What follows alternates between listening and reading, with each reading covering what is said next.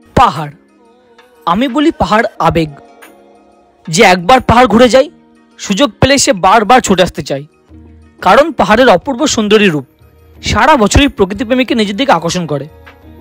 আজকাল পাহাড়ে ঘুরতে এলে কিন্তু আমাদের মনে প্রথমে আসে সব পরিবার নিয়ে নিরিবিলিতে সবুজের মাঝে কয়েকটা দিন কাটানোর। তাই আজ আমি চলেছি এমনই এক পাহাড়ের বুকে, যেখানকার পাইন গাছ আপনাকে হাতছানি দিয়ে ডাকবে, যেখানকার নয়নাভিরাম সবুজ প্রকৃতি আপনার চোখকে স্বস্তি দেবে। আর বাড়তি পাওনা, হোমস্টে থেকে ঘুরে দেখবো অসাধারণ চা বাগান এবং পাশের কমলালেবুর বাগান। আর আমি যেহেতু এসেছি বর্ষায়, তাই কিন্তু অসাধারণ পাহাড়ি নদী এবং ওয়াটারফলস মিস করব না। আসলে কি জানেন তো, পাহাড়ের এসব চত্বরে এলে আতিথেয়তা এবং পাহাড়ি খাবারের কথা তো নতুন করে বলার কিছু নেই। এই জায়গা আমি কিভাবে এলাম, কোথায় থাকছি, কি কি খাবার খাচ্ছি, কি কি সাইট সিন করছি, খরচই বা কত, সমস্ত তথ্য জানতে কিন্তু আপনাকে ভিডিওটি শেষ পর্যন্ত স্কিপ না করে দেখতে হবে। তবে চলুন শুরু করি। শিলিগুড়ির তেনজিং নরগে কেন্দ্রীয় বাস টার্মিনাসের 8 নম্বর কাউন্টার থেকে এখন দার্জিলিংয়ের টিকিট দিচ্ছে। তো আমরা ডিলারামের জন্য বাসের টিকিটটা করে নিয়েছি এবং আমরা চলেছি ডিলারাম।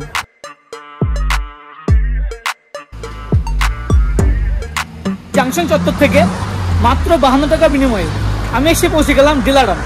তো আপনারা যারা শিলং যাবেন, আপনাদের কিন্তু শেয়ারে এসে নামতে হবে এই ডিলারাম, এবং ডিলারাম থেকে আবার শিলং যাওয়ার জন্য আলাদা করে শেয়ার গাড়ি ধরতে হবে। এই হচ্ছে হিলকাট রোড, অর্থাৎ NH 110, এবং তার পাশ দিয়ে এই হচ্ছে এয়ারফোর্স স্টেশন কার্শিয়াং যাওয়ার যে রাস্তা, সে পথে কিন্তু আগে যেতে হবে।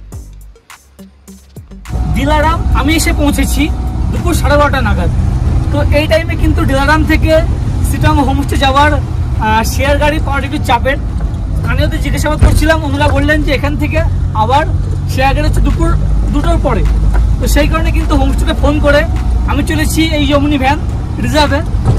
ডিলারাম থেকে হোমস্টে অব্দি রিজার্ভে খরচ হচ্ছে 600 টাকা।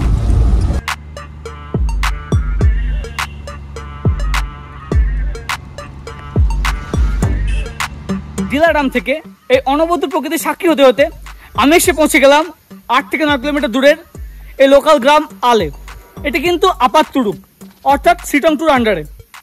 এবং আমি এসে পৌঁছে গেছি আজকে আমার হোমস্টে সিটং পাইন ট্রিস্ট হোমস্টে। গাড়ি এসে কিন্তু একেবারে হোমস্টে গেটে আমাকে নামিয়ে দিল, এবং হোমস্টে প্রথমে দেখেই ডেকোরেশন দেখে আমি মুগ্ধ।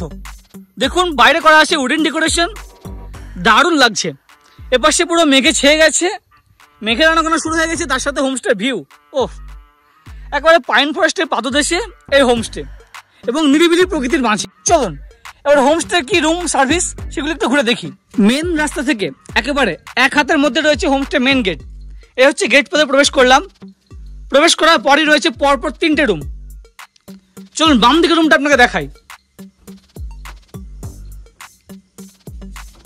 ওয়াও, রুমের ডেকোরেশন দেখুন, ভিতরে উডেন ডেকোরেশন, দারুণ লাগছে কিন্তু। আচ্ছা, এই রুম কিন্তু ফ্যামিলি রুম। এখানে বিস্তর জায়গা, প্রচুর জায়গা।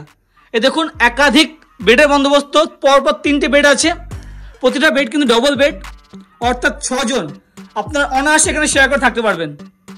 এই দেখুন, এই বেডে দেখুন মোটা ব্ল্যাঙ্কেটের বন্দোবস্ত, এপাশে আরেকটি ব্ল্যাঙ্কেট, একাধিক বালিশ, টাওয়েলের বন্দোবস্ত। এপাশে রয়েছে টি টেবিল, একাধিক চার্জিং প্লাগ, এপাশে চার্জিং প্লাগ রয়েছে, নিচে ওখানে চার্জিং প্লাগ রয়েছে। আচ্ছা, এই হচ্ছে সব ভিউ রুম। এই দেখুন, জানালা খুললেই এই ভিউ। হোমস্টেতে প্রথমে দেখেই কিন্তু আমার ভালো লেগে গেছে, কারণ হোমস্টে ডেকোরেশন হচ্ছে উডেন ডেকোরেশন, সেই কারণে কিন্তু আরো বেশি ভালো লাগছে। যাই হোক, চলুন অন্য একটি রুম আপনাকে ঘুরে দেখাই। আচ্ছা, এই রুমেও কিন্তু তলায় পাতা রয়েছে এরকম কার্পেটের বন্দোবস্ত। এটি কিন্তু একটি ডবল বেড, আর যেখানে কিন্তু 3 জন ভাবে থাকা যাবে। এটি কিং সাইজ বেড। আপনি দেখেই বুঝতে পারছেন কতটা জায়গা বেডে। রাখা রয়েছে একাধিক চেয়ারের বন্দোবস্ত, টি টেবিল, এপাশে মিররের বন্দোবস্ত, এপাশে কিন্তু একাধিক চার্জিং প্লাগ, এপাশে একটি চার্জিং প্লাগ, এপাশে চার্জিং প্লাগ। এও সে একই রকম ডেকোরেশন, উডেন ডেকোরেশন। এবং রুমের সঙ্গে এ হচ্ছে অ্যাটাচ টয়লেট। বাহ, বেশ পরিষ্কার পরিচ্ছন্ন, ওয়েস্টার্ন স্টাইল, গিজার, বেসিন, এবং যেটা মোস্ট ইম্পর্টেন্ট, এ হচ্ছে ব্যালকনি। হোমস্টেতে এসে এসব ব্যালকনিতে বসে কিন্তু আপনার সারাটা দিন কেটে যাবে এই অপূর্ব প্রকৃতির স্বাদ নিতে নিতে। এখান থেকে আপনারা এই অপূর্ব ভিউ দেখবেন, দারুণ লাগবে। আপনারা যদি মনে করেন হোমস্টেতে এসে ওয়ার্ক ফ্রম হোম করবেন, সেটাও করতে পারেন, কারণ হোমস্টেতে রয়েছে ফ্রি ওয়াইফাই ব্যবস্থা। এই হচ্ছে উপরের 3rd রুম, 3 নম্বর রুম। এটিও কিন্তু বেশ জায়গা, দেখুন প্রচুর জায়গা, এই দেখুন কতটা জায়গা। এখানে রাখা রয়েছে 2টো আলাদা খাটের বন্দোবস্ত, দুটোর কিন্তু ডবল বেড, দুজন শেয়ার করে আরামসে থাকতে পারবেন। এই রুমে কিন্তু 4 জন ভালোভাবে শেয়ার করে থাকতে পারবেন। আমি শুধু একটা জিনিস দেখাচ্ছি, রুমের জায়গাগুলি, প্রতিটা রুমে কিন্তু অগাধ জায়গা। এটাও সেই উডেন ডেকোরেশন। এর পাশে রাখা রয়েছে অন্যান্য রুমের মতোই মিররের বন্দোবস্ত। আচ্ছা, প্রতিটা বিছানায় রাখা রয়েছে এরকম টাওয়েল, একাধিক ব্ল্যাঙ্কেট, বালিশের বন্দোবস্ত। আর প্রতিটা রুম এরকম বেশ পরিষ্কার পরিচ্ছন্ন, কিন্তু দেখুন দারুণ পরিষ্কার পরিচ্ছন্ন। রুমের সাথে রয়েছে অ্যাটাচ টয়লেট, ওয়েস্টার্ন স্টাইল। এই রুমের সাথেও কিন্তু রয়েছে এই ব্যালকনি, এই দেখুন। এই সব কোণাতে বসে চেয়ারে বসবেন, দারুণ লাগবে, মনটা এমনিতে ভালো হয়ে যাবে। আপনারা যদি আমার মতো শেয়ারে না আসতে চান, যদি মনে করেন যে শিলিগুড়ি বা এনজিপি থেকে সরাসরি হোমস্টে এসে পৌঁছে যাবেন, তাহলে পরে আমি নম্বর দিয়ে রাখছি, হোমস্টে থেকেই পিক আপ ড্রপ অ্যারেঞ্জ করা হয়। এছাড়া যদি আপনারা সাইট সিন করতে চান, এখান থেকে একাধিক সাইট সিনের চত্বর রয়েছে, সাইট সিনের জন্য গাড়িও কিন্তু এনাদের ব্যবস্থা করে দেবে। তো আপনারা কাইন্ডলি একটু যোগাযোগ করে নেবেন। এই হোমস্টের 2টো ফ্লোরে হচ্ছে টোটাল 5টি রুম। আপনাকে তো বললাম, উপরের ফ্লোরে 3টে রুম, দারুণ ভিউ রুম প্রতিটাই। নিচে ফ্লোরে যে 2টি রুম, প্রতিটা দারুণ ভিউ রুম। এবং নিচে ফ্লোরে যে ভিউ রুমগুলি রয়েছে, তার সামনে রয়েছে দেখুন, এই দেখুন ব্যালকনি। বর্তমানে আমি সেই ব্যালকনিতে দাঁড়িয়ে রয়েছি। আমার পিছনে রয়েছে একটি রুম এবং তার ওপাশে ব্যালকনির পিছনে আরেকটি রুম। এই দেখুন মেন রাস্তা, মেন রাস্তা থেকে 2 পা হেঁটে আসার পরে হচ্ছে রুম। এই হচ্ছে রুমে প্রবেশ করছি। King size bed. এই রুমে কিন্তু ডবল বেড দেওয়া রয়েছে, কিন্তু 3 জন ভালোভাবে শেয়ার করে থাকা যায়। এই দেখুন নিচে পাতা রয়েছে কার্পেটের বন্দোবস্ত, এখানে টি টেবিল দেওয়া রয়েছে। এই দেখুন উপরে চেয়ারের বন্দোবস্ত, অবভিয়াসলি অ্যাটাচ টয়লেট রয়েছে, যথেষ্ট জায়গা কিন্তু টয়লেটে, প্রচুর জায়গা। এই গেল একটি রুম, এবং এরপরে আরেকটি যে রুম, সেটি কিন্তু এই ব্যালকনি পথে আগিয়ে গিয়ে এই রুম। আরে বাহ! এই রুমটিতে কিন্তু 2টো আলাদা আলাদা খাটের বন্দোবস্ত, দুটো কিন্তু ডবল বেড, অর্থাৎ 4 জন ভালোভাবে শেয়ার করে থাকা যায়। এই দেখুন একাধিক ব্ল্যাঙ্কেটের বন্দোবস্ত, বালিশ একাধিক দেওয়া রয়েছে, টি টেবিল দেওয়া রয়েছে, চেয়ার ওয়ের বন্দোবস্ত। এই হচ্ছে অ্যাটাচ টয়লেট, যথেষ্ট জায়গা রয়েছে, বেশ পরিষ্কার পরিচ্ছন্ন। এই দেখুন ওয়েস্টার্ন স্টাইল গিজার, বেসিনের বন্দোবস্ত। মোট কথা হচ্ছে এই হোমস্টেতে এসে আমাদের যেমন কোয়ালিটি থাকুক না রুমের, তেমন রুম কিন্তু এখানে অ্যাভেলেবল। আপনারা কাপল হলে সেক্ষেত্রে কাপল রুম পাবেন, যদি ফ্যামিলি হন 4 জন একসাথে থাকবেন সেক্ষেত্রে রুম রয়েছে, যদি 6 জন একসাথে থাকেন সেক্ষেত্রে রুম রয়েছে। দেখালাম তো, প্রতিটা রুমই আপনাকে ঘুরে দেখালাম, এবং প্রতিটা রুমই বেশ সাজসজ্জাপূর্ণ এবং বেশ পরিষ্কার পরিচ্ছন্ন। এটা আমার সবচেয়ে বেশি ভালো লেগেছে। এবং প্রতিটা রুম থেকে হচ্ছে দারুণ ভিউ। নিচের ফ্লোরের এই রুমগুলো থেকেও কিন্তু দারুণ ভিউ। দেখুন এই ব্যালকনিতে বসে বসে সময় অতিবাহিত হয়ে যাবে। হোমস্টে এসে পৌঁছাতে পৌঁছাতে কিন্তু বেশ খিদে পেয়ে গেছে, তাই আমি চলেছি ডাইনিং এরিয়াতে। এগুলো সবই ছিল কিন্তু থাকার ব্যবস্থা, রুমের ব্যবস্থা, তার পাশে কিন্তু আলাদা করে ডাইনিং এরিয়া।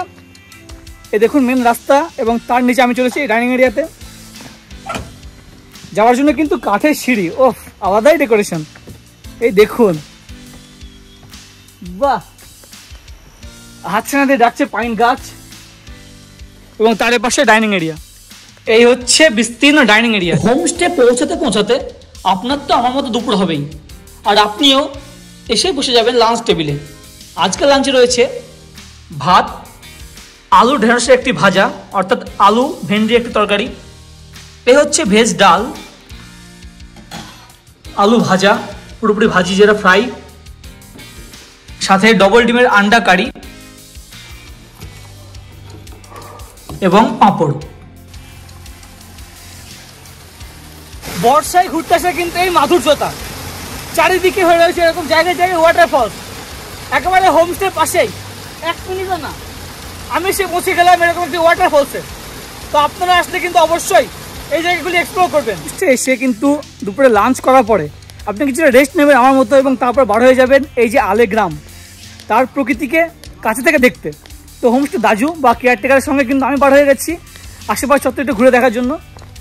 দারুণ প্রকৃতি, মানে এই বর্ষাতে আসা কিন্তু এই মাধুর্য, চারিদিক হয়ে রয়েছে সবুজ।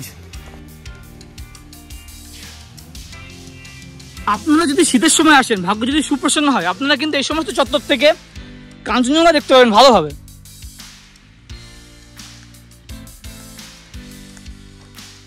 এই আলে গ্রামটা কিন্তু ছবির মতো সুন্দর, একেবারে শান্ত নিরিবিলি। মানে আপনারা যদি অফবিট জায়গা খোঁজেন সিটং চত্বরেও, আপনারা অবভিয়াসলি চলে আসতে পারেন এই পাইন ক্রিস্ট হোমস্টে, এবং আশেপাশ চত্বর নিরিবিলিতে ঘুরে দেখতে পারেন।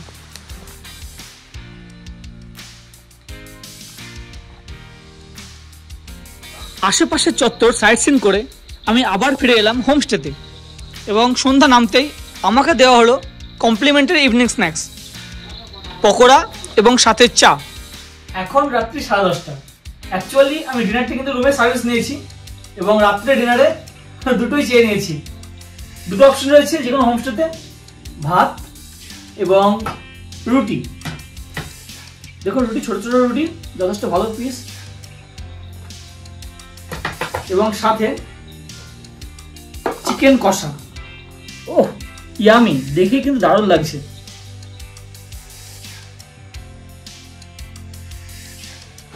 এখন সকাল 10টা এবং এখন হচ্ছে ব্রেকফাস্ট টাইম। ব্রেকফাস্টে রয়েছে পুরি এবং আলুর দম। আপনারা যদি মনে করেন যে না পুরীর জায়গায় রুটি নেবেন, সেটাও নিতে পারেন। যে কোনো হোমস্টে কিন্তু খরচটা সিজন অফ সিজন অনুযায়ী ওঠানামা করে। তো এই হোমস্টে ফুডিং লজিং নিয়ে খরচ কিন্তু আর 5টা হোমস্টের মতোই, আমি নম্বর দিয়ে রাখলাম, আপনারা অবভিয়াসলি যোগাযোগ করে নেবেন। প্রথম দিনটা কিন্তু আপনার বেস্ট কাটবে আশেপাশ চত্বর ঘুরে ঘুরে। তো দ্বিতীয় দিন সকালবেলা চেক আউট করে আমি চলে এসেছি সাইট সিন করতে। সাইট সিন করার পরে আমি চলে যাব দার্জিলিং, এবং আমরা সাইট সিন করছি এই ওয়াগনারে করে। এনার নম্বরটা আমি দিয়ে দিচ্ছি, আপনারা যদি সাইট সিন করতে চান অবশ্যই যোগাযোগ করে নেবেন। এবং আমরা কিন্তু লোকাল সাইট সিন না করে আমরা চলে এসেছি শিবখোলা। অনেকদিন থেকে দেখছিলাম রিলসে শিবখোলা জায়গাটা, এখন বর্ষার সময় প্রচুর জল পাবো আশা করি, সেই কারণে চলে এসেছি শিবখোলা, এবং সাথে তো একটা টি গার্ডেন দেখবই।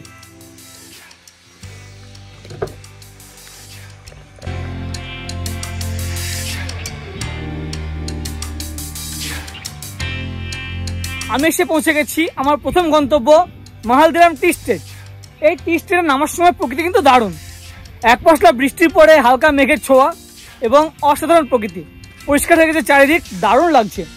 এই দেখুন আমার পিছন দিকে একাধিক পাহাড়ের চূড়া দেখা যাচ্ছে, এবং তা নিয়ে মেঘের যে আনাগোনা, ওহো মন মাতানো, একেবারে মন জয় করে নেবে আপনার। অবশ্যই আপনাকে আমি বলবো যে আমি যে রুটটা চুজ করেছি এই মাহালদিরাম টি স্টেটের পরে শিবখোলা, এই রুটটা আসুন।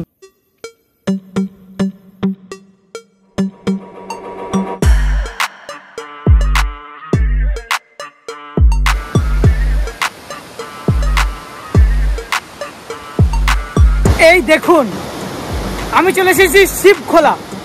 বর্ষাতে আসার যে ডিসিশন সেটা কিন্তু সার্থক। এখানে এসে দেখছি প্রচুর জল, এবং দেখুন জলের যথেষ্ট স্রোত রয়েছে, যথেষ্ট প্রকোপ রয়েছে, এবং জলের আওয়াজ রীতিমতো কানে আসছে, এবং ক্লিন জল দেখুন, এবং জল সহ এই শিবখোলা সহ পাহাড়ের ভিউটা দেখুন কেমন দারুণ, তাই না?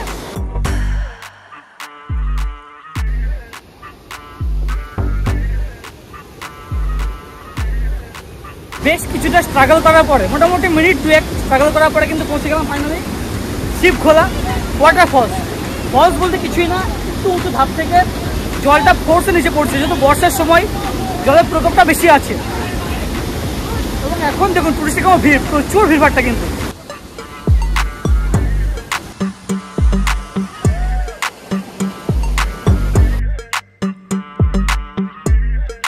সিটং চত্বর আসবো আর কমলালেবুর বাগান দেখবো না, তা কখনো হয়? আপনারা জানেনই তো যে সিটং কমলালেবুর জন্য বিখ্যাত। এই হচ্ছে কমলালেবুর বাগান। এখন বর্ষাতে কিন্তু পুরো সবুজ হয়ে রয়েছে। শীতের সময় আসলে, অক্টোবরের পরপর আসলে কিন্তু আপনারা থোকায় থোকায় কমলালেবু দেখবেন। শিবখোলা থেকে আমি চলেছি কার্শিয়ং, এবং তারই মাঝে কমলালেবুর বাগান। কার্শিয়ং চলবো গিদ্দা পাহাড় হয়ে। কিছু কিছু ক্ষেত্রে কী হয় জানেন তো, লাস্ট মোমেন্ট প্ল্যান। তো আমাদের কিন্তু সাইড সিনের প্ল্যান ছিল শিবখোলা এবং মাহালদিরাম টি গার্ডেন। তো শিবখোলা থেকে তো আমরা চলেছিলাম কার্শিয়ং গিদ্দা পাহাড় হয়ে, এবং শিবখোলা যে রাস্তা সেটি কিন্তু মহানদীতে এসে মেশে। মেন রাস্তার সঙ্গে। এখান থেকে কিছুটা ব্যাক আসলে, মোটামুটি 1.5 কিলোমিটার ব্যাক আসলে কিন্তু পাগলাছড়া ওয়াটারফলস। তো দেখলাম পাশ দিয়ে চলেছি, তো পাগলাছড়া ওয়াটারফলসটা মিস কেন করবো, সেই কারণে কিন্তু মহানদী থেকে আমরা ব্যাক আসলাম 1.5 কিলোমিটার এবং এসে পৌঁছে গেছি পাগলাছড়া ওয়াটারফলস।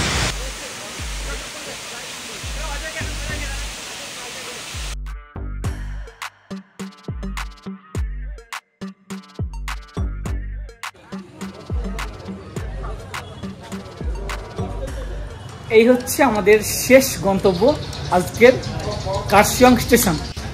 মানে গাড়ি এসে কিন্তু আমাদের কার্শিয়ং স্টেশনে ড্রপ করে দিল এবং এই পর্যন্ত টোটাল ছিল সাইট সিন। বন্ধুরা, এই ছিল এই ভিডিও আপনার কেমন লাগলো অবশ্যই নিচে কমেন্ট করে জানান এবং চ্যানেলটা এখন সাবস্ক্রাইব না করে থাকলে অবশ্যই সাবস্ক্রাইব করুন। আজ এই পর্যন্তই, অনেক অনেক ধন্যবাদ।